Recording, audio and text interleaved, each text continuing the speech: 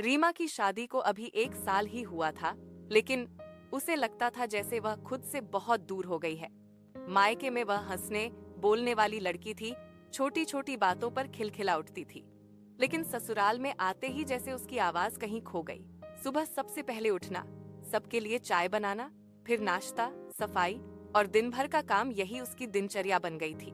काम से उसे परेशानी नहीं थी, पर जो बात उसे अंदर से तोड़ती थी वो थी अपनापन का ना मिलना। हर गलती पर ताने, हर कोशिश पर खामोशी। कभी कभी वह आईने में खुद को देखती और सोचती, क्या ये वही रीमा है? उसका पति अच्छा था, लेकिन हमेशा चुप रहता। उसे लगता था कि शायद उसकी बातें इतनी जरूरी नहीं है कि कोई सुने। एक दिन रात को सबके सो जाने के बाद रीमा चुपचाप रो रही थी। तभी उसके फोन पर उसकी माँ का मैसेज आया, बेटा खुश रहना सीखो, कोई और नहीं सिखाएगा। उस एक लाइन ने उसे सोचने पर मजबूर कर दिया। अगले दिन उसने पहली बार अपने पति से दिल की बात कही। आवाज हल्की थी लेकिन सच्ची थी। उसने कहा कि उसे बस थोड़ा सा साथ और समझ चाहिए।